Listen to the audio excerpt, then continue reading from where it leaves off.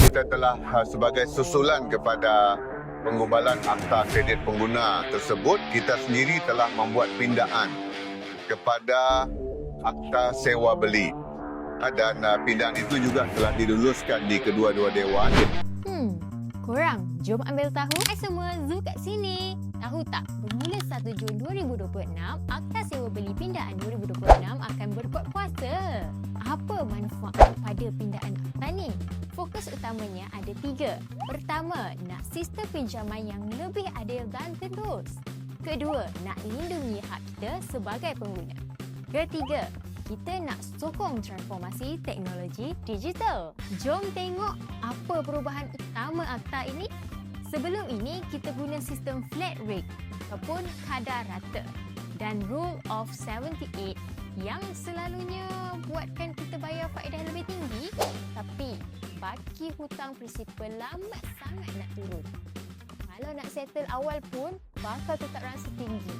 Tapi sekarang, sistem lama dimansuhkan. Ia digantikan dengan kadar faedah efek EIR menggunakan kaedah pengurangan baki reducing balance method.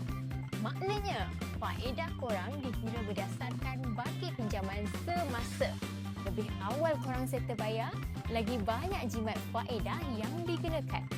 Baik kan? Selain itu, apa manfaatnya lagi?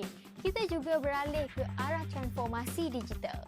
Jadi, lepas ni nak tanda tangan perjanjian, guna elektronik signature je. Penyerahan dokumen pun secara digital. Tak payah lagi nak hadap timbunan kertas.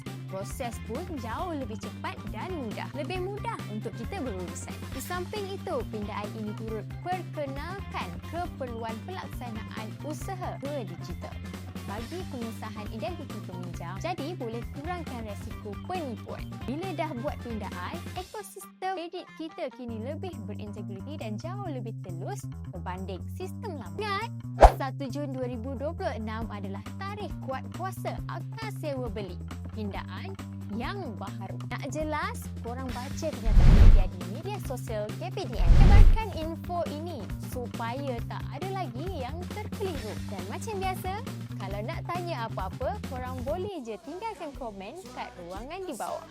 Nanti kami reply. Gunakan kuasa kita pengguna.